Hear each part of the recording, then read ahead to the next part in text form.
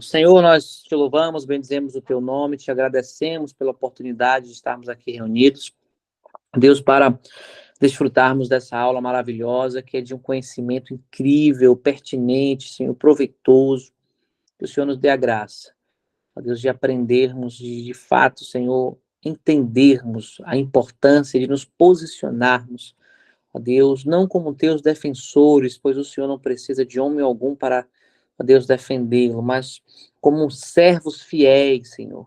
Como diz o apóstolo Paulo, que devemos manejar bem a palavra da verdade, não nos envergonharmos do evangelho, e nós queremos assim ser.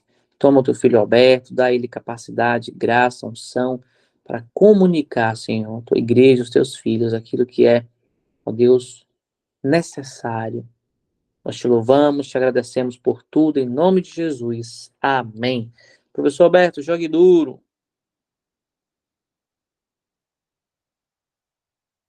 Amém, pastor. Boa noite, pessoal, mais uma vez. Graça e paz.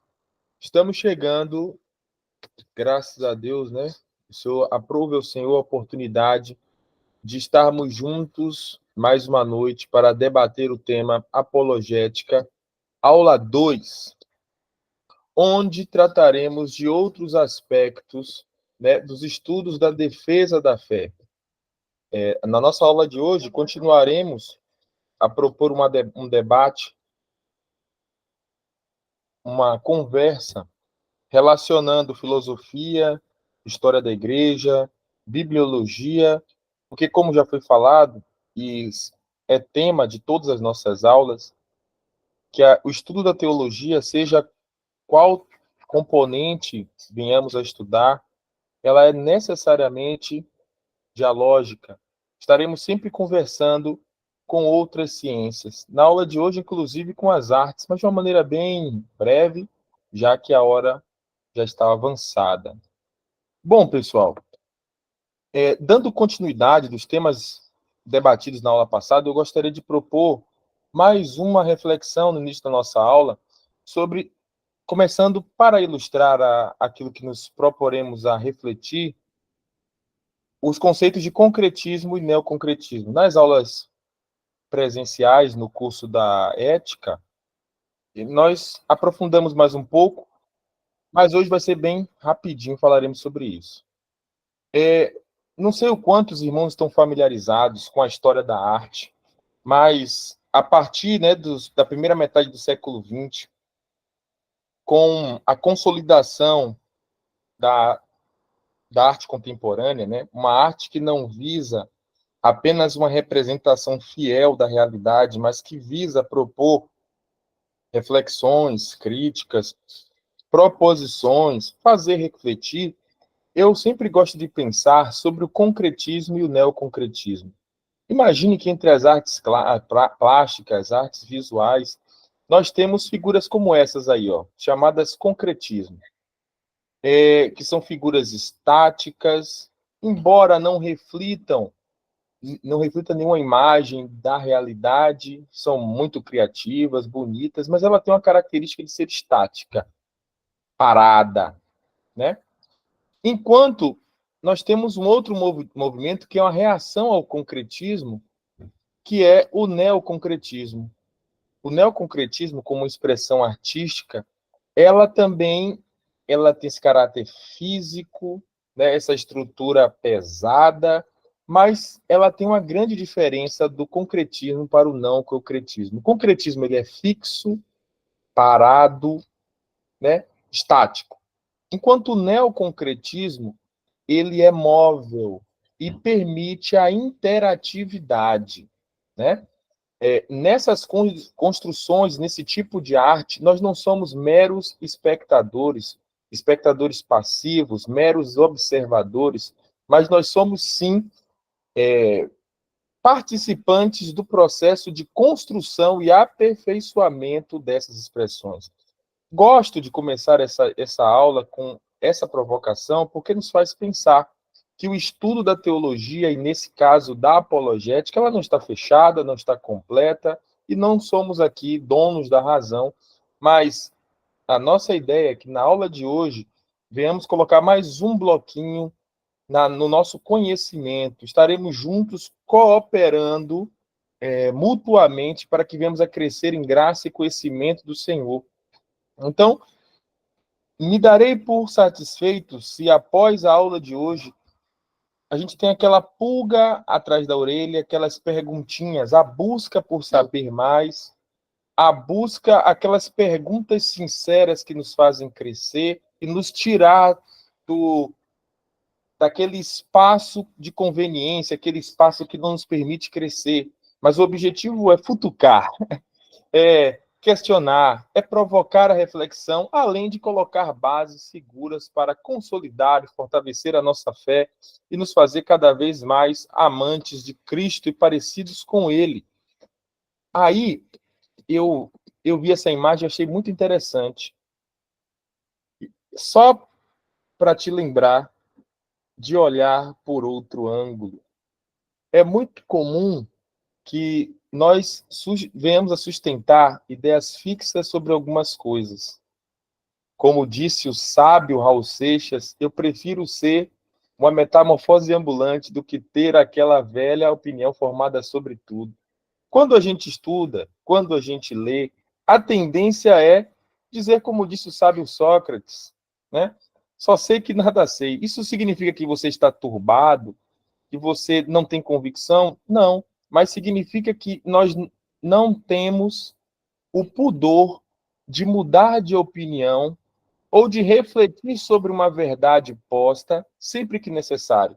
Obviamente, nossa premissa é Cristo é o Senhor. Ele é a base da nossa fé, o autor e consumador, o alfa e o ômega. Nisso não se mexe. Mas com relação a temas periféricos, nós deveríamos, como seres pensantes, estar aptos a repensar e, quiçá, mudar, alterar, aperfeiçoar. E o nosso estudo ele tem esse objetivo de nos tirar dessa zona de conforto sempre que necessário para nos jogar para mais perto do Senhor. Olha só, nós iremos dialogar com alguns livros além da Bíblia, né? Mantendo a fé na universidade, instruções para a defesa da fé no campus universitário. Ao longo da nossa aula, estarei pontuando alguns elementos, né, que estarão contidos nessas obras que eu estarei apresentando para vocês, e são sugestões importantes para leituras posteriores. É um livro da CPAD, de J. Budzewski.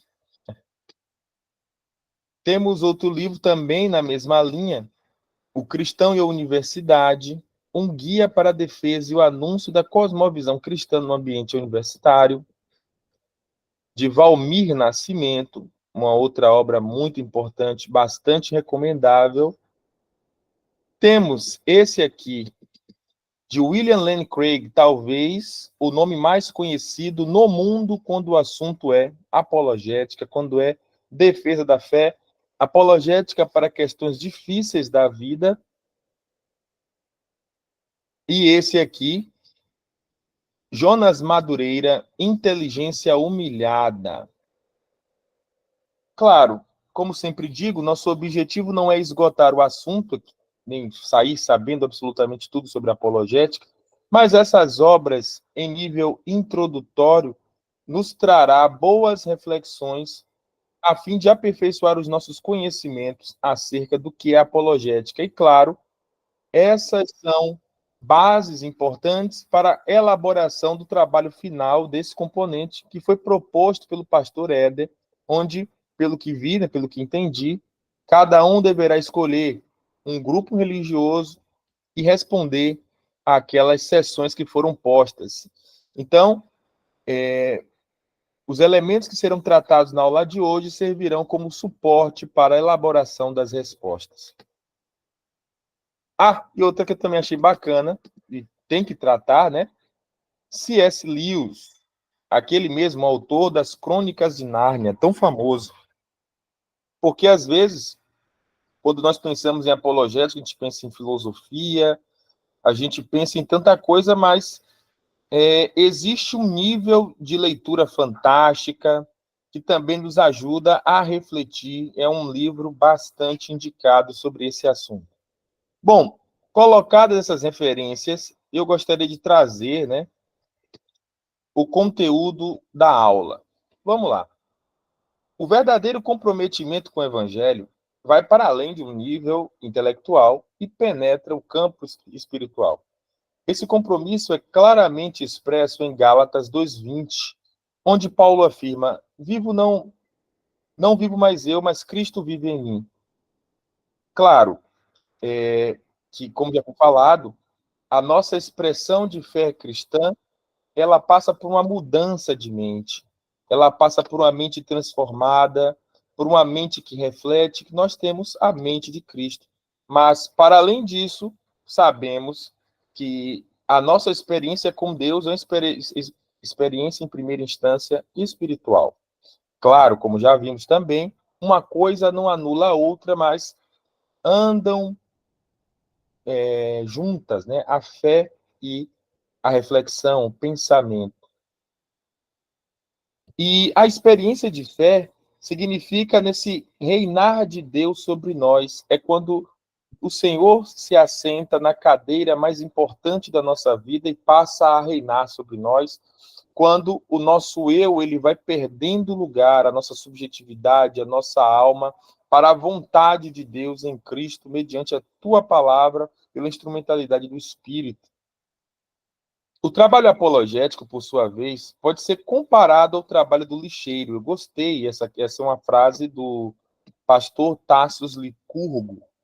Seu objetivo é remover as sujeiras que impedem as pessoas de conhecer o evangelho em sua plenitude. Eu sou muito imagético. Quando eu explico as coisas, me vem imagens na cabeça. Não sei se todo mundo é assim. Mas, por vezes, quando nós vamos falar do evangelho para as pessoas, antes de falar o que é o evangelho, a gente acaba dizendo o que não é o evangelho. Porque nas redes sociais, nas mídias, muito do que aparece não é o verdadeiro evangelho. Então é como eu me sinto um desbravador, um Indiana Jones, está lá desbravando aquela selva densa a fim de explicar quem é Cristo, o que é a igreja, quem é Deus, o que é o evangelho, para que ele serve. Porque muito do que vemos, infelizmente, é um outro evangelho que não reflete a glória de Deus. Não tenho aqui a pretensão de ser o portador da verdade única, mas a Bíblia nos exorta a sermos dispenseiros fiéis e que venhamos a ensinar a outros, como diz Paulo a Timóteo. Embora o poder da conversão resida no Espírito Santo, o papel intelectual da apologética é crucial para preparar o terreno. Então, o trabalho apologético é, antes de mais nada, é um auxílio, é um instrumento, é uma ferramenta que tem em vistas o evangelismo. Não é uma forma de se achar melhor, de ficar arrogante, de ficar orgulhoso. Muito pelo contrário. É necessário que aquele que labora na apologética tenha em vista sempre que Cristo seja conhecido da sua maneira mais pura e plena, tornando o evangelho mais acessível e compreensível para aqueles que são confrontados por ideias opostas. Atualmente, enfrentamos aí, eu volto a tratar um pouco de uma preocupação premente. Esses dias estive em uma igreja falando com jovens que estão saindo da educação básica, entrando na universidade, e trouxe um dado alarmante. Estudos mostram que porcentagem alarmante dos jovens cristãos abandona a fé ao entrar na universidade, com taxas que variam de 75% a 80%. Esse fenômeno é uma evidência clara da necessidade urgente de preparar os nossos jovens com a base sólida de conhecimento e argumentos que sustentam a sua fé diante de desafios acadêmicos e ideológicos. Cito aqui a universidade por conta dos números, mas poderiam ser outros ambientes, até mesmo o ensino médio. Existem ambientes que são hostis ao cristianismo pela pouca influência cristã, né? Então, a igreja deve sim se preocupar na formação dos jovens. Claro que não apenas dos jovens, mas diante desses números, deve ser um grupo que deve estar sob a atenção especial da liderança. É fundamental que pastores e líderes estejam preparados para oferecer um ensino robusto que fortaleça a fé dos jovens e os capacite a enfrentar as críticas e questionamentos que encontrarão no ambiente acadêmico. Assim diz William Lane Craig, eu lendo o livro dele, né, Questões Difíceis para o Século XXI, onde ele, um homem estadunidense, ele admite que no próprio Estados Unidos, que tem tantos índices altíssimos de educação e de sucesso na área acadêmica, é notório que os jovens, eles têm, muitos dos jovens têm baixo nível de conhecimento sobre muitas áreas, como história e filosofia. E até mesmo acerca da própria Bíblia. Jovens nos Estados Unidos têm mais informações sobre a cultura pop, por exemplo, do que sobre Jesus Cristo. Eu lembro de ler uma pesquisa no Reino Unido, Harry Potter era mais conhecido do que Cristo. Imagine um país, né? Ou países que foram celeiros para enviar missionários, agora está no ambiente, num contexto tão pós-cristão, que é muito triste. Resultado do racionalismo e do distanciamento dessas lideranças da sã doutrina. Jovens que entraram nas universidades, no nível superior, em outros âmbitos, e não tiveram a sua fé consolidada, também em aspectos intelectuais. E sucumbiram frente a questionamentos e problemas lançados por esses grupos hostis ao cristianismo. Claro, reconheço que uma pessoa salva, que uma pessoa que teve um encontro com o Espírito Santo, que foi encontrada por Deus, é uma verdade que é para além do intelectual. Nenhum argumento pode demovê-la de uma salvação eterna. No entanto, uma fé não consolidada racionalmente, ela sofrerá prejuízos. Sofrerá prejuízos, isso é fato. Então, as lideranças devem sim estar atentas à consolidação da sua membresia frente aos desafios da atualidade.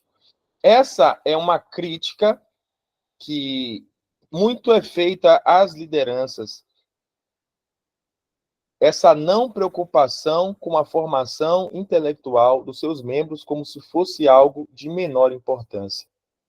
Claro que se estamos aqui, nós estamos entre irmãos, entre líderes que se preocupam com essa formação e entendem a importância de saber se defender e defender a nossa fé diante das demandas do mundo atual. Em um mundo onde o acesso à informação é vasto e as filosofias antagônicas ao cristianismo são cada vez mais presentes, é crucial não apenas afirmar a fé, mas também entender e articular as razões dela. Ensinar por que acreditar é tão importante quanto ensinar o que acreditar. Então, acredito que com essas aulas fica reforçado para nós que essa fé não é fideísmo, mas é uma fé calcada também em verdades explicáveis pela razão. Outro desafio significativo é a baixa autoestima dos estudantes cristãos, que muitas vezes se sentem constrangidos ou envergonhados por sua fé. Essa situação, frequentemente exacerbada pela falta de preparo das igrejas para enfrentar tais desafios. A postura de evitar a universidade ou desencorajar o estudo, frequentemente adotada por alguns líderes, não resolve o problema. Achar que esse não é um problema nosso. Evitar esses assuntos difíceis e espinhosos não resolve, apenas coloca um elefante para debaixo do tapete. Pelo contrário, apenas fortalece ideias céticas e diminui a influência cristã em contextos acadêmicos. A resposta bíblica deve ser de engajamento e preparação, como indicado em Mateus 5, 13 ao 16, onde somos chamados a ser luz do mundo, luz desse mundo hostil. Então, nós não deveríamos ser insossos, insípidos, omissos, ou cristãos 007 que se omitem, mas é necessário que venhamos a brilhar, a transparecer a glória a refletir a glória de Cristo nesse mundo, por meio de palavras e ações, e isso passa também pelo nosso conhecimento. A apologética não deve ser usada... Agora, essa passagem, e eu gostaria de pensar um pouco sobre isso, está lá no livro Inteligência Humilhada, de Jonas Madureira. Se você ainda não leu, não perca a oportunidade, que será de grande valia para o seu crescimento espiritual. Jonas Madureira, ele diz: a apologética não deve ser usada para humilhar ou desmoralizar, mas deve servir como uma ferramenta para a conversão e construção de pontes entre ideias. Porque aí ele traz um aspecto importante, que o sentimento, a intenção ou a disposição daquele que se arvora a defender a fé não é de ser beligerante, de ser violento. Não, isso não expressa o Espírito de Cristo. Claro, tem que ser corajoso essa pessoa. No entanto, ela não deve querer desmoralizar, humilhar, detratar o seu oponente, até porque é um debate que visa o debate de ideias, o confronto de ideias e nunca a depreciação das pessoas, o que nós chamamos aí de discurso ad hominem. Quando a gente vê, por exemplo, um debate entre políticos, como a gente vê em São Paulo, ou até mesmo aqui em Salvador, os candidatos a prefeito, pouco se vê de propostas e ideias, mas nós vemos, inclusive nas propagandas, é o discurso ad hominem, ou a crítica à pessoa, ao caráter, a desmoralização da pessoa, e não vemos um confronto de ideias ou de propostas. Então, uma pessoa que se propõe ao esforço apologético, ele deve ter essa disposição humilde no seu espírito de instruir, de ajudar, jamais de desmoralizar, né? Porque eu conheci um professor que ele dizia: não gosto de participar de debates, de discussões, porque geralmente ele não é honesto. As pessoas implicadas, elas não fazem o esforço, normalmente não fazem o esforço de ouvir, mas tão somente querem se antecipar ao argumento do outro, quer superar o argumento do outro, quer mostrar que sabem mais e, se possível, né, trucidar, esmagar o seu oponente. Isso nada tem a ver com o Espírito de Cristo ou até mesmo com evangelismo. Então, qualquer pessoa que entra em um debate, em uma conversa, ou visa explicar a fé cristã com esse sentimento, já falhou no seu intento. E Jonas Madureira, ele nos ajuda a pensar a respeito disso. Não é tão ruim. Quem gosta de ser desmoralizado, humilhado, né? Mesmo que você tenha a condição intelectual de fazê-lo, a sua disposição nunca será esta, né? O próprio Jonas, ele vai citar Pedro em uma alegoria, né? Naquele caso onde ele corta a orelha de Malco. O mestre, ele é sempre ponderado. O mestre diz: talvez, pode ser, com base nessas informações, tudo leva a crer, com base nisso, nos leva a pensar que, mas, geralmente, o discípulo ele é radical. O discípulo, se pudesse, cortaria a cabeça, né? Então, não é a disposição de Pedro, mas sempre de Cristo diante da defesa da fé. Jonas Madureira, ele destaca que a apologética deve ser a expressão de amor e compaixão, e não de uma batalha para desarmar o oponente. É essencial que a apologética seja abordada com humildade e respeito, buscando sempre atender o outro antes de apresentar os nossos argumentos. É tão difícil, seja em qualquer âmbito, até mesmo entre irmãos, é triste. Pessoas, eles deixam de se gostar, deixam de conversar, amizades são fragilizadas por essa disposição belicosa e na falta de interesse em ouvir o seu interlocutor. Vimos aí recentemente, principalmente nas eleições de 2018, né? As últimas eleições, onde irmãos deixaram de se falar, pessoas que se amavam se afastavam, porque entramos em uma seara muito complicada de desrespeito, de desamor, de afronta direta. Eu vejo que uma das coisas que esse período tão turbulento da história do nosso país deveria fazer pensar é que nós, entre irmãos, deveríamos ter um outro relacionamento. E Jonas Madureira me faz pensar que no nosso desejo de fazer Cristo conhecido, quantas vezes expressamos a nossa alma, ou até mesmo o adversário, do que o próprio Senhor. Quantas vezes que tentamos evangelizar, falar de Cristo, mas a gente se parece muito mais com qualquer outra coisa, menos com Jesus. A gente vê pessoas aí que se dizem representantes de Deus com uma fala tão odiosa, tão violenta, tão pesada. E nos acostumamos com esse tipo de discurso que promove, por vezes, o desrespeito, o desamor.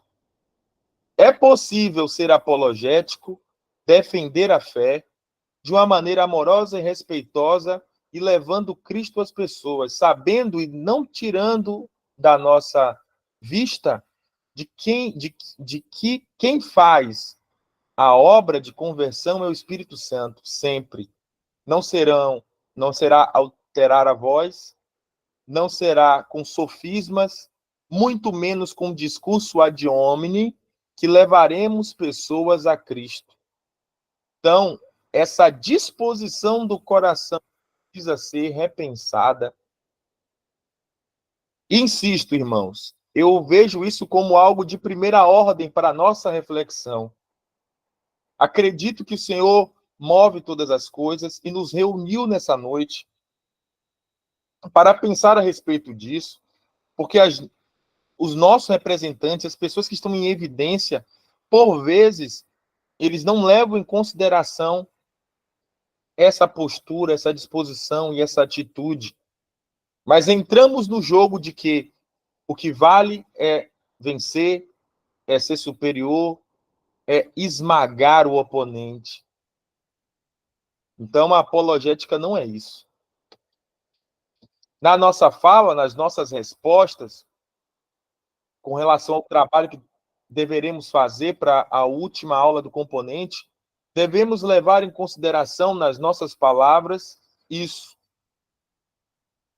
Respeito, humildade. Quem ganha almas sábio é, né, diz a palavra. A apologética, tanto pastoral quanto pública, deve ser capaz de responder às questões internas. Aí foi colocado uma coisa também no livro Inteligência Humilhada, que eu também achei interessante, é que a apologética ela tem basicamente duas esferas. Ela é tanto pastoral quanto pública. Como assim? A apologética ela serve tanto os anseios da igreja, as questões da igreja com relação a outras expressões de fé, com relação aos questionamentos que surgem no âmbito social, político, econômico, né, que afligem, em primeira instância, a igreja, como também o público em geral, que têm dúvidas a respeito da nossa fé e a nossa postura a partir da nossa fé para as novas demandas da sociedade. Então, a apologética ela serve aos de dentro e aos de fora. Uma teologia que se preocupa com as questões internas da fé terá dificuldade. Uma teologia que não se preocupa, né, ou que se preocupa apenas com as questões internas, terá certamente dificuldade em abordar desafios externos. Diante dessa fala, nós não deveremos nos arredar do debate, da defesa da nossa fé. E isso levará, sem dúvidas, ao esclarecimento das pessoas com respeito à nossa cosmovisão, a maneira que nós enxergamos, com base nas Escrituras, a maneira em que nós enxergamos o mundo. Portanto, a apologética deve funcionar como uma espada de dois gumes, preparada para lidar com perguntas tanto dos fiéis quanto dos não cristãos, promovendo uma defesa da fé que seja ao mesmo tempo robusta e cheia de graça. Por vezes, no trabalho teológico, uma dificuldade que ela está sempre a nossa adiante é o desequilíbrio. Por vezes somos eruditos demais, temos informações demais, mas falta amor, falta piedade. Por outro lado, somos místicos demais, buscamos compreender os mistérios insondáveis e deixamos de lado o conhecimento, chamamos de letra, depreciamos ou não damos o devido lugar a essas questões. A busca pelo equilíbrio é necessária na nossa caminhada e no trabalho apologético que agrada a Deus.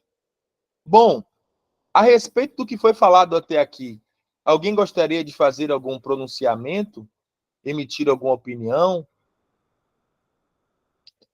sobre o trabalho apologético público ou na igreja, ou sobre a disposição do cristão na defesa da fé e no debate público? Por vezes nós queremos apenas falar, né? Falar, mas sem o interesse em ouvir o interlocutor e ter a coragem de fazer as perguntas certas. Também é o papel do apologeta, para que estejamos prontos para responder. É necessário ouvir e ser sincero conosco mesmo e buscar responder as perguntas que as pessoas estão se fazendo. Tem um teólogo que é muito conhecido, né, no âmbito acadêmico, chamado Paul Tillich, e ele dizia, né, devemos estar atentos às perguntas que as pessoas se fazem. Não devemos responder às perguntas que ninguém está se fazendo. Essa talvez seja uma pergunta de todo pregador, em meio à sua oração, em meio à sua leitura bíblica, no seu preparo do seu sermão, de não sair pela tangente nas questões que a Bíblia levanta, naquilo que a sociedade demanda, mas que tenhamos a coragem e a atitude, a disposição correta, à luz das Escrituras, responder, né, aquilo que está em voga na sociedade. Isso é fazer teologia. E às vezes estão acontecendo coisas, as pessoas perguntam coisas, dúvidas estão aí. A gente vê podcasts aí sobre temas relacionados à ciência e fé de mais de 10 horas. Isso demanda o quê? Significa o quê? Uma dúvida, questionamento, interesse do povo. E às vezes o nosso papel é de omissão, é de, olha, isso não é comigo, deixa para os outros. Mas é papel nosso de todo cristão. Não é que Deus precise de defesa, como falou o pastor Éder, mas a nossa fé, ela está caracterizada, como vimos em vários textos bíblicos, pela necessidade de uma estruturação racional. Hoje, mais do que em outros tempos. Hoje, mais do que em outros períodos.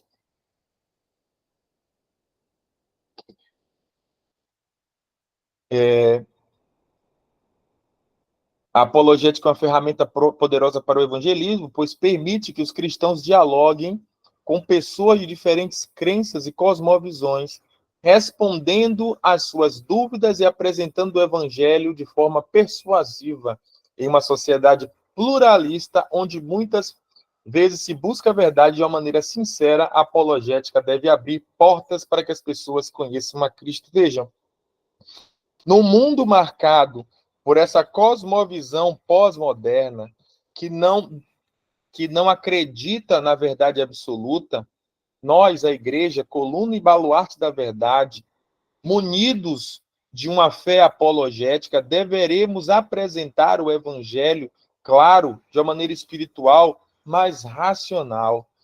E, por outro lado, além desse aspecto evangelístico, ele também deve visar a edificação dos próprios crentes.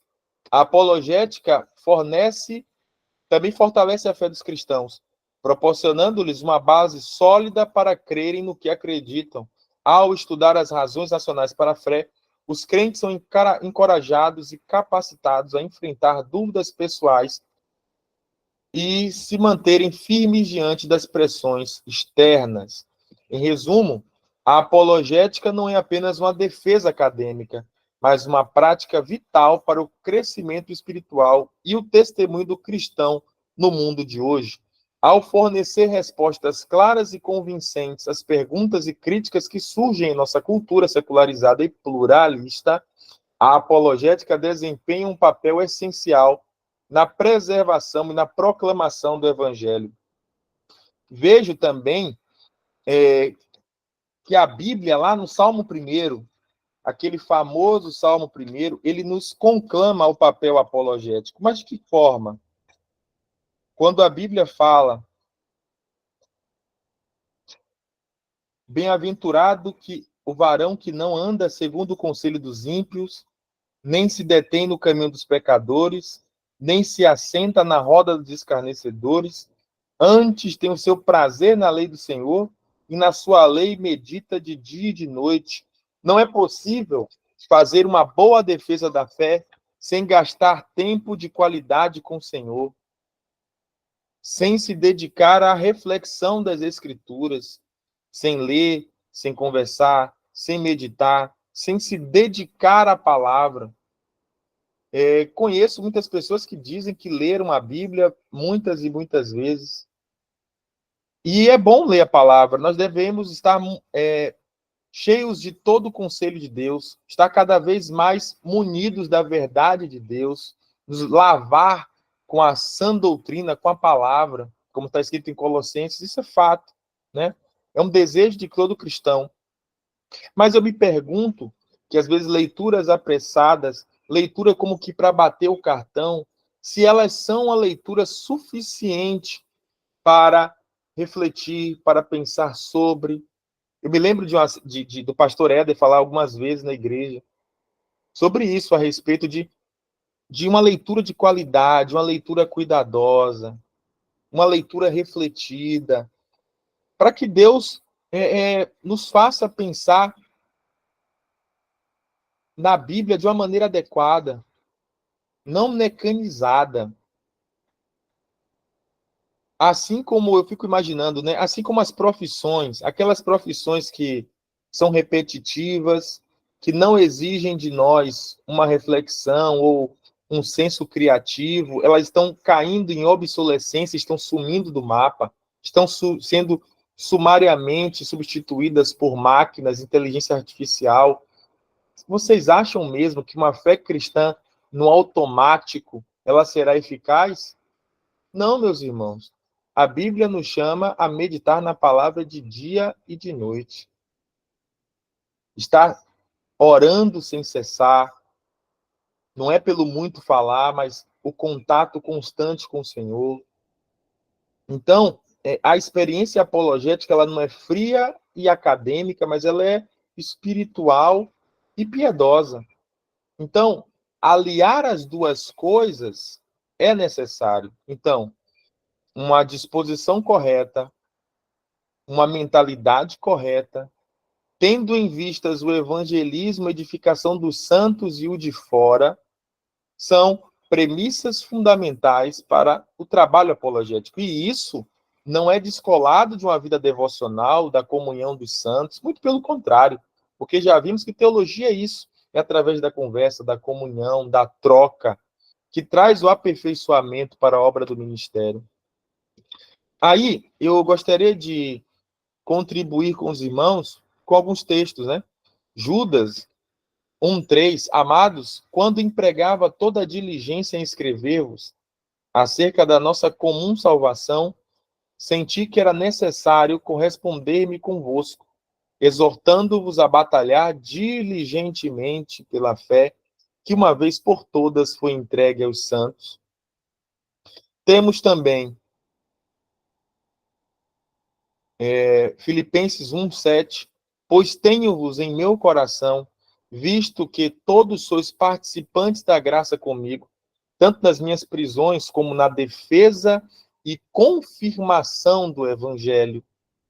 Então, perceba, é inerente, não é só para o teólogo de gabinete, aquele que está escrevendo os livros, que vai no grego, que vai no hebraico, que vai no léxico, que vai nos livros de hermenêutica, de homilética, e produz teologia densa e acadêmica, mas isso faz parte do dia a dia, nas questões mais difíceis, né? Como era Paulo na prisão.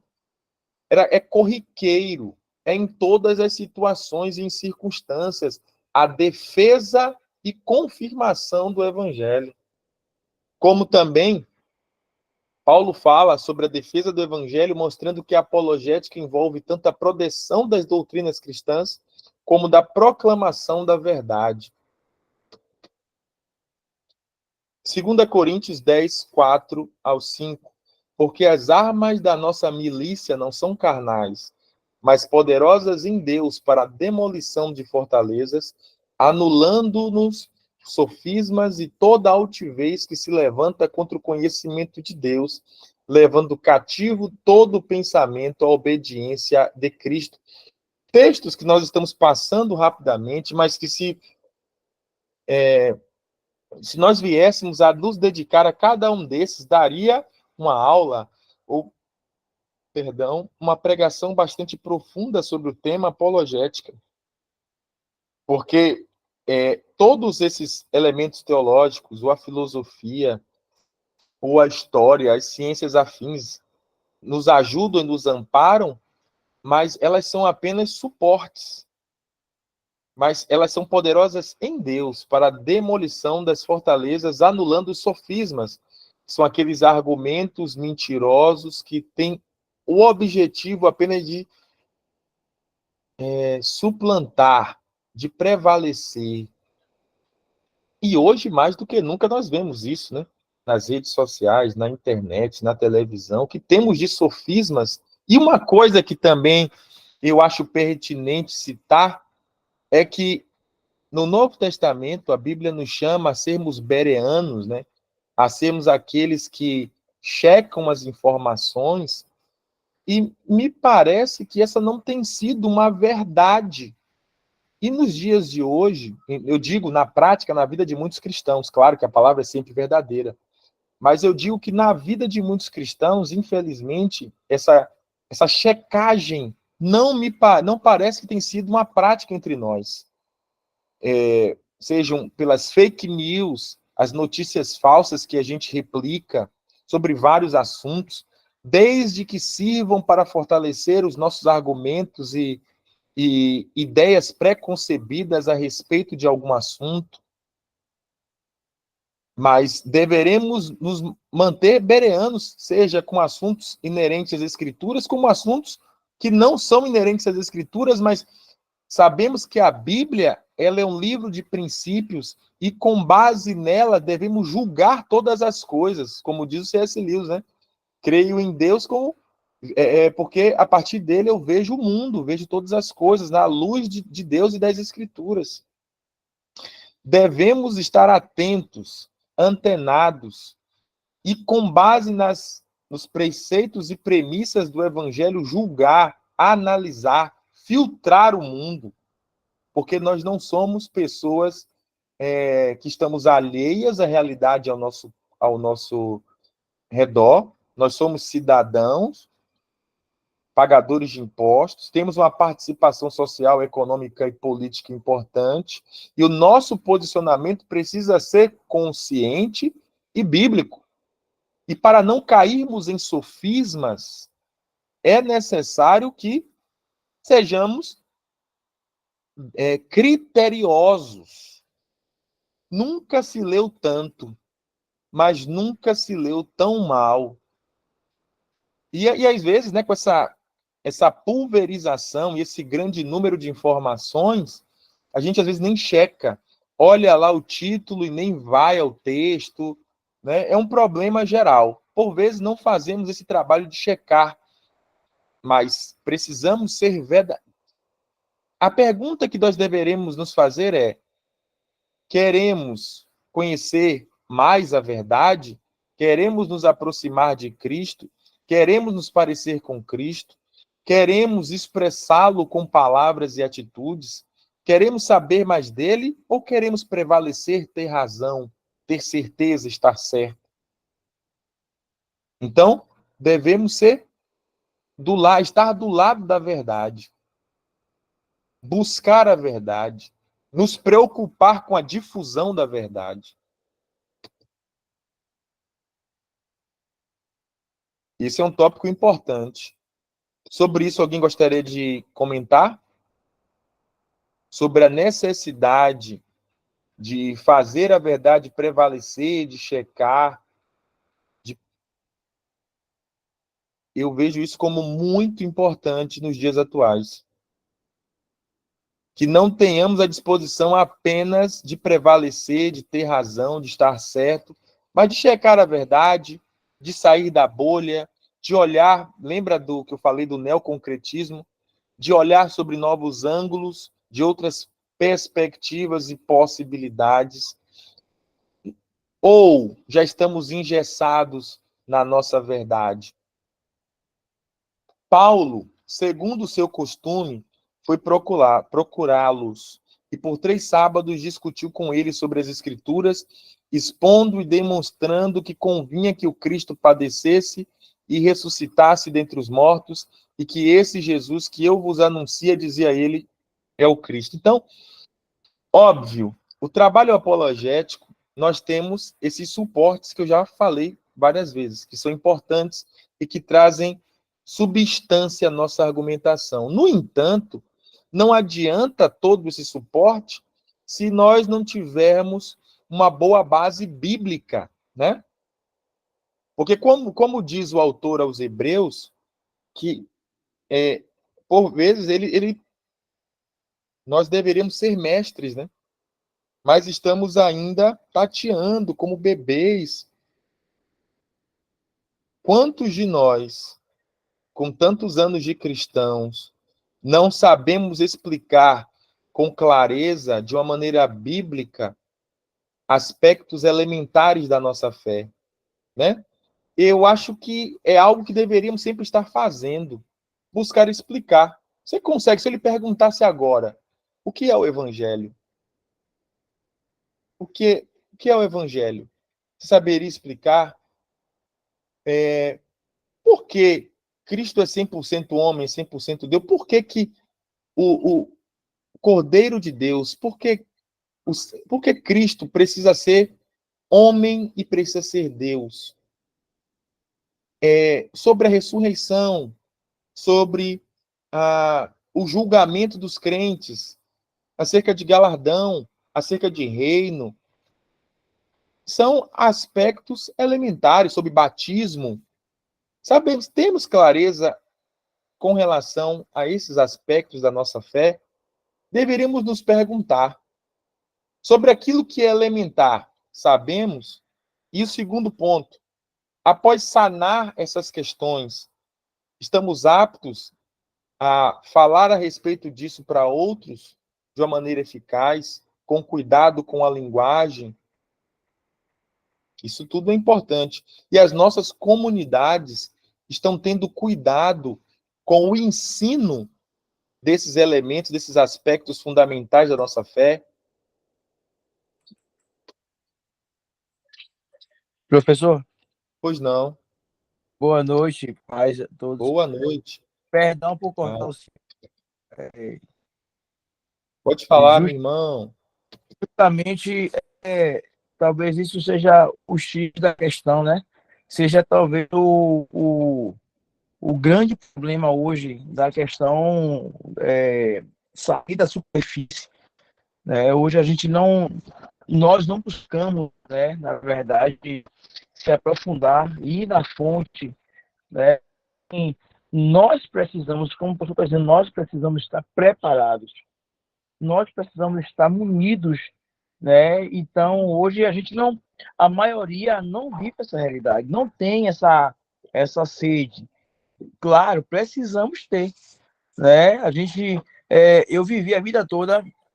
Minha mãe sempre falava assim, quando chegar aí um TJ na porta, não atenda não, porque ele vai encher a sua cabeça e tal. Mas, na verdade, é porque a gente, muitas vezes, não está preparado para lidar com certas situações, né? A gente não está preparado para poder debater de uma forma até saudável e, né, sair dali, muitas vezes, tranquilo, sabendo que você trouxe a tese, trouxe o evangelho, o genuíno evangelho, o que realmente a Bíblia ela relata, né, sobre a verdade, né, mas muitas vezes, por não saber, por não estudar, por não se aprofundar, muitas vezes nós fugimos dessas coisas, mas o crente, ele precisa entender que só se conhece a Deus através da palavra, e nós precisamos buscar a palavra, buscar conhecimento pela palavra. Sem dúvida, sem dúvida. Eu não tinha entrado nesse aspecto, irmão Cláudio, que você citou, mas é bem isso mesmo.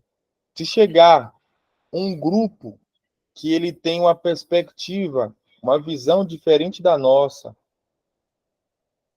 por vezes nós não temos argumentos bíblicos para defender a nossa fé. E, por outro lado, a gente percebe que existe uma preocupação, inclusive do grupo citado, com relação à defesa e exposição da fé deles.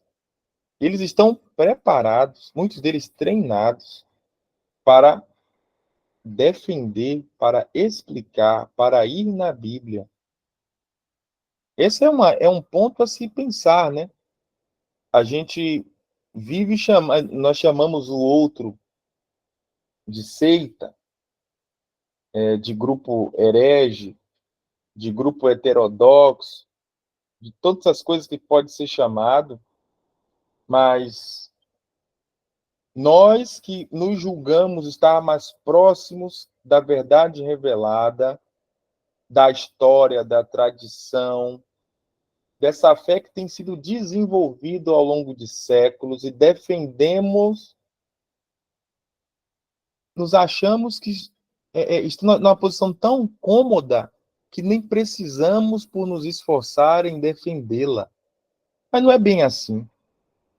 Perdemos todos os anos pessoas para esses grupos, porque esses grupos têm pessoas, um grande número de pessoas que estão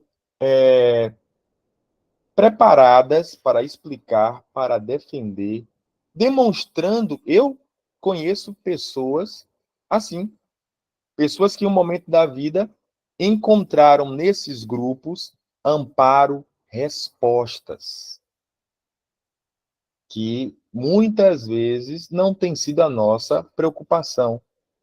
Uma preocupação de um culto para o visitante, às vezes estratégias e recursos que são contraproducentes, que não trazem ensino, muito menos edificação. A nossa liturgia deve ser repensada. Será que a maneira que cultuamos é a maneira que Deus quer? Será que nós não estamos envolvidos demais com estratégias e métodos, deixando de lado as puras recomendações da palavra? Isso desde como o nosso culto acontece, os nossos momentos, o tempo de pregação, o momento de ensino, de oração? Será que as coisas estão no lugar certo? Será que isso não tenha influído no êxito do nosso evangelismo e no êxito da nossa defesa? Existe todo um background para o sucesso e o insucesso das nossas ações no que concerne à apologética e o serviço a Deus e a evangelismo e a missões. Estão todas essas coisas entrelaçadas. São coisas a serem pensadas, né, no nosso âmbito evangélico. Por isso que eu penso que repensar esse lugar que a gente está, desse lugar de comodidade, às vezes ele é perigoso, que a pessoa ela está num ambiente cômodo, está satisfeito, mas ele não consegue perceber as incongruências, fragilidades da sua experiência cristã. Então, é necessário momentos que o Senhor nos chacoalhe, que o Senhor, olha, não está certo não está tudo bem não. Alguém já disse que uma boa pregação é aquela que deixa as pessoas que estão inquietas pacificadas, e quem está calmo e pacificado deixa essa pessoa inquieta, mas no bom sentido de fazer refletir, de pensar em mudar, de perceber aquilo que não está indo bem. Tudo isso faz parte do nosso papel apologético. E por fim, oi, alguém quer falar? Oi, professor, licença. Oi, irmã Débora. Débora. Boa noite, gente. Eu estou aqui, estava esperando uma oportunidadezinha, né, para poder comentar rapidamente que o senhor hoje, né, está estudando sobre a apologética, e eu confesso que eu acompanhei muito pouco essa matéria e estou aprendendo aqui junto com os irmãos.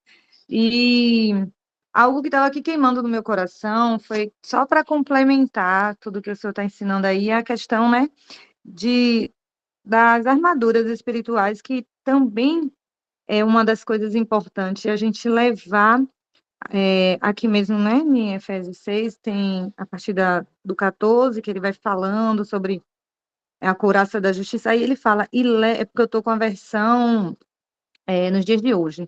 Então, ele fala, e levem sempre a fé como escudo, para poderem se proteger de todos os dardos de fogo do maligno. Então, levando para esse contexto que o senhor está falando, da gente eu penso assim, da gente nos posicionar enquanto cristãos, onde nós estivermos, a gente chegar nos locais sabendo que ali somos um representante de Deus, somos aquele povo escolhido do Senhor que tem um alvo nessa terra. Então, é muito importante a gente ter esse olhar de preparar os jovens, de nos preparar enquanto igreja para onde o Senhor nos enviar, a gente ter esse escudo fortalecido e bem preparado, ter essa consciência de quem somos, para quando virem influências externas, não deixar a gente assim cambaleando, como o senhor falou bem aí, saber explicar, porque até no evangelismo de rua surgem perguntas. Então, se a gente, enquanto cristãos, não ter essa sede, essa fome de aprender sobre Cristo, sobre tudo que ele tem na palavra dele para a gente aprender, a gente realmente fica enfraquecido. E algo também que estava queimando no meu coração quando eu trouxe essa palavra das armaduras espirituais é que às vezes tem gente que se incomoda assim quando alguém fala, você é guerreiro, porque tem medo que as lutas aumentem. Mas na nossa vida aqui nessa terra é luta, tem muitas lutas, porque a própria palavra fala que a nossa luta não é contra carne nem sangue. Então, a todo momento, quando a gente, né, se depara com situações espirituais, então por que não nos alimentarmos mais ainda dessa palavra, do conhecimento que a gente está buscando aqui, para a gente estar bem preparados, para quando vierem essas lutas, a gente saber usar o escudo da fé, defender a nossa fé com a ajuda do Espírito Santo ali, né? Colocando em nossa mente como agir. Então, eu queria contribuir um pouquinho com isso, com os irmãos. Muito bom, irmã Débora, isso mesmo. Perfeito. Ter a consciência de quem somos. Só um minutinho, irmã Mariana, eu quero muito te ouvir. Mas só pontuando o que foi dito. Perfeito. A consciência de quem somos, o propósito que temos, né? Que estamos do lado certo, do lado da verdade, a disposição correta, todos esses elementos, o conhecimento, a vida consagrada ao Senhor, são aspectos da apologética, que não é um aspecto menor e menos importante, mas um suporte importante para o bom andamento da nossa vida cristã. Isso não é algo extraordinário, mas é ordinário, é para todos, não é só para o pastor, mas é para todos aqueles que fazem parte do corpo de Cristo. Desculpa, irmã, pode falar, irmã Mariana. Obrigada, pai professor. Boa noite a todos, a paz do Senhor. Só pegando um gancho da irmã Débora, que ela citou a respeito do escudo da fé, e eu me lembrei, né, aqui da passagem, né, que Davi, ele enfrenta o gigante Golias, e não sei se encaixa perfeitamente nesse quesito que nós estamos abordando hoje, mas me arremeteu essa passagem, porque de certa forma, Davi, ele se colocou ali como uma defesa, né, ele defendeu o nome, né, do Senhor dos Exércitos naquele lugar, o nome do Deus vivo de Israel, né? Não que, como o senhor até citou, Deus não precisa necessariamente da nossa defesa, nós é que necessitamos a todo tempo da defesa dele, mas é necessário que nós possamos defender a fé que nós professamos, né? Que é aquela fé que está em nós, da qual nós exercemos. E naquele momento dessa passagem especificamente, onde o povo de Israel estava sendo afrontado, estava sendo intimidado, né? E até se, vamos dizer assim, se acovardando diante de tantas ameaças, diante vamos dizer assim, uma circunstância contrária àquilo que eles estavam vendo, eles começaram a se atemorizar, né? E não exerceram de fato ali naquele momento a sua fé. Eles não prevaleceram em fé, sabendo quem era o Deus de Israel, ao qual eles serviam.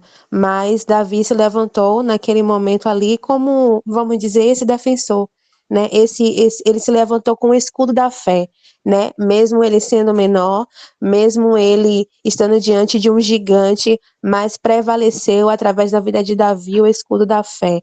E ele prevaleceu com as palavras, né? Professando a fé em Deus, a fé no Deus vivo, sabendo, crendo, tendo a certeza do Deus que ele servia, e o Senhor o fez sair vitorioso diante de todos, né? Era só isso para acrescentar mesmo. Amém, amém. É esse equilíbrio mesmo, essa fé operante, essa fé em exercício, com tudo que nós temos direito, com a ajuda do Espírito Santo, nós sairemos vencedores. Porque eu acho que para a gente fechar a nossa aula de hoje, eu acho que acho que a coisa mais significativa é a nossa disposição com essa grande responsabilidade de falar da palavra, de fazer menção do Senhor dos mais diferentes espaços, de defender a nossa fé como pessoas que expressam Deus em palavras e atitudes, crendo que não são pelas nossas virtudes, forças, ou pelo muito falar, ou por falar mais alto, ou por enxurrada de argumentos, mas buscando do Senhor graça, sabedoria do alto, para que venhamos a ser um instrumento de Deus, em que Ele encontre lugar em nós, para que a Tua palavra seja eficaz na vida de outros, que não venhamos a ser empecilho ao agir de Deus. Nos colocar enquanto servos inúteis, como servos humildes, porque a altivez, o orgulho, né, a soberba, elas precedem a queda e a ruína. Não queremos expressar a maneira que a gente fala, o conhecimento que a gente tem, mas Cristo. E buscar esse equilíbrio, essa disposição, esse coração e essa mente transformada são alguns dos nossos objetivos. E essa seara de disputa, ela é ferrenha e ela está aí em todo canto, né? Principalmente nesse mundo marcado pela internet. Eu citei bastante isso quando eu vejo lá no o Iago Martins, que tem aquele programa Teólogos do Twitter. Todo mundo tem opinião, existem influenciadores, as redes sociais estão aí, todo mundo fala muita coisa e angaria muita gente e tem muitos seguidores. E a pergunta é edificante? De fato honra a Deus? Condiz com a palavra, né? E esse também é o espaço apologético. Como eu citei a faculdade, como pode ser numa conversa informal na rua, ou numa aula de EBD, como também na internet, onde irmãos nossos, onde pessoas que estão fora da fé podem ser influenciados com sofismas, com palavras que não são condizentes com a nossa fé e que, pelo contrário, afligem a nossa fé. E se você tiver à disposição o tempo, né, para fazer essa defesa, também é pertinente. O ambiente cibernético também é um ambiente de disputa e de influência. E também de evangelismo, de propagação da nossa fé e de exercício da apologética. Então, a seara de influência, ela tem crescido. E deveremos nos posicionar aonde o Senhor nos colocar. É importante. Quantas e quantas vezes pessoas fizeram coisas, fizeram mau juízo do Senhor, ou falaram da palavra, e eu tinha lido algo a respeito, eu tinha lido a palavra. Quem sabe fazer o bem não faz, peca, né? Então, a nossa fé, ela é expressada com as nossas atitudes, com as nossas ações. Não devemos enterrar talentos, nem nos esconder, mas estar sempre prontos a explicar a razão da esperança que nós temos, de uma maneira racional, né? Então, irmão Júlio, pode falar. Oi, professor Alberto, a paz. Opa, graça e paz. Sobre o assunto da apologética, é muito importante que hoje nós temos esse papel por causa dos pais apologistas também, né? Porque eles fizeram tratado, concílios, e hoje nós estamos vivendo essa oportunidade de defender a fé, como o apóstolo Paulo falou nas suas cartas, né? E hoje é muito gratificante poder estar contribuindo para isso, porque sem os pais apologéticos, como seria a nossa vida hoje, né? Em defesa da fé cristã, da forma correta de interpretar a Bíblia. Tudo isso é importante para nós. Eu estou falando isso porque como eu disse na última aula, eu não tinha assim, todo o interesse pela teologia, entendeu? E a teologia abriu a minha mente sobre todas essas questões que é importante, sobre a história da igreja, sobre os pais apologistas, sobre os pais da igreja, os polemistas, os teólogos, tudo isso é muito importante. E eu creio que isso vai agregar muito mais para nós aqui, que somos o corpo de Cristo. Amém? Amém, irmão Júlio. Que bom ouvi-lo, sempre bom ouvi-lo. E, diante disso que você falou, concordo plenamente.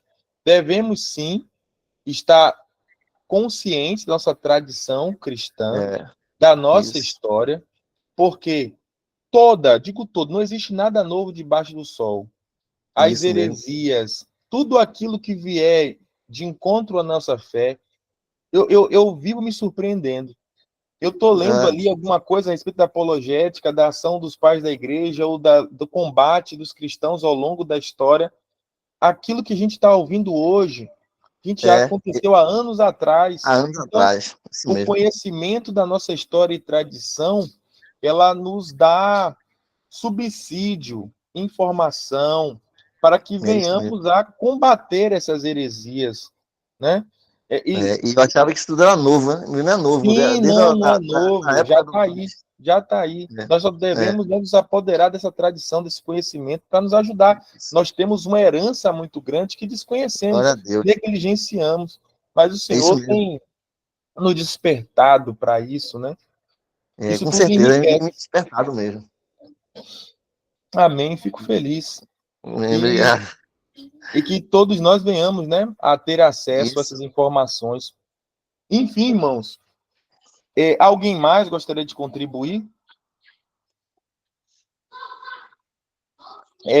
Espero que os irmãos possam tomar nota. Irmão Júlio, por gentileza, você pode desligar o áudio? Porque aí, obrigado. Bom, o interessante é que chegamos ao final da nossa segunda aula. Espero que os irmãos tenham tomado nota de tudo que foi falado nessas aulas. E a partir dessas informações, venhamos a compor a nossa resposta para as perguntas que serão respondidas na última aula, certo? Onde cada um, obrigado, irmã Aline, que cada uma das suas respostas, quando você escolher um grupo, né,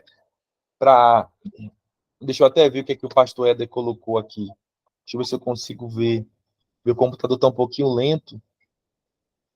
Quando você for responder cada uma daquelas questões, daquelas sentenças que eu não estou conseguindo ver agora, deixa eu ver, abriu aqui agora para mim. Deixa eu ver. Serão apresentações. É bom, né, que eu vou poder ouvir vocês melhor.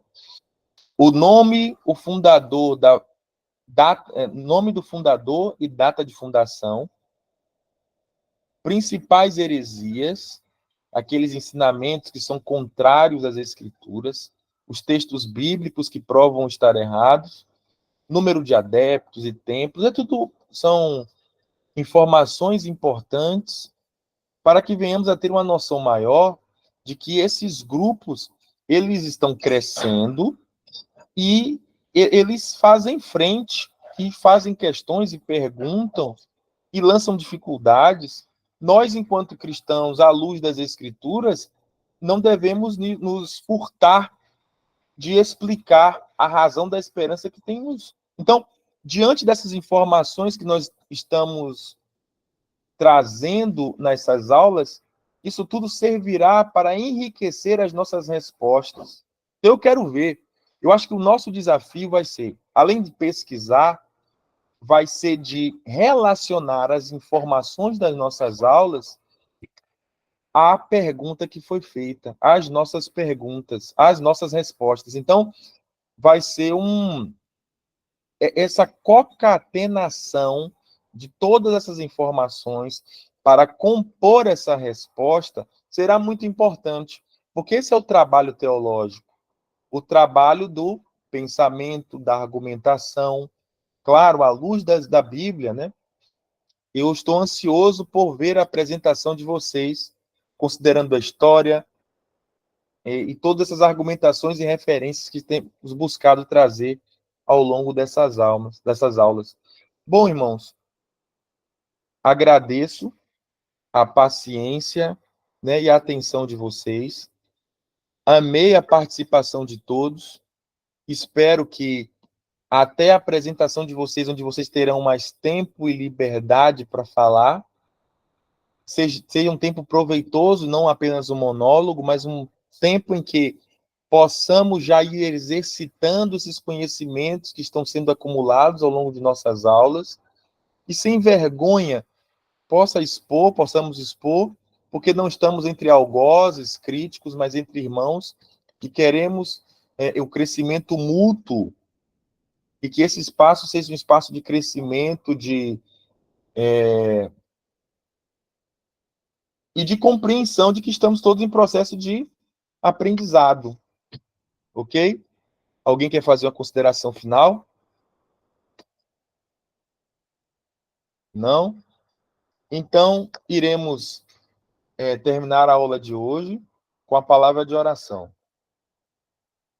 Senhor, nosso Deus e Pai, nosso Deus bondoso, amoroso e santo, nós te agradecemos por esse tempo na tua presença, pela vida de cada irmão e irmã que se dedicou, né, em ouvir a tua palavra, em ouvir esse estudo, em participar, que o Senhor possa estar produzindo um bom depósito em todos nós, que o Senhor, através do teu Santo Espírito, possa nos fazer crescer em conhecimento e em graça, que venhamos a exercer o nosso ministério de uma maneira excelente, que o Senhor possa estar abençoando o pastor Éder, o projeto do curso Ética, assim como cada um de nós que estamos imbuídos nesse projeto, que o Senhor encontre lucro em nossas vidas, que a nossa resposta seja positiva ao teu chamamento e que não venhamos a nos envergonhar do teu evangelho, aonde quer que o Senhor nos colocar, que o Senhor nos faça servos excelentes, submissos à tua vontade, cada vez mais dobrados ao teu querer, com a mente transformada, com o coração mudado e com a vida que expresse ao Senhor. Que o Senhor possa perdoar os nossos pecados, purificar a nossa consciência, transformar o nosso agir, abençoar a nossa vida e famílias, que todo o nosso ser venha a ser impactado, nossa igreja, nossa família, nossa casa, pela transformação da nossa vida.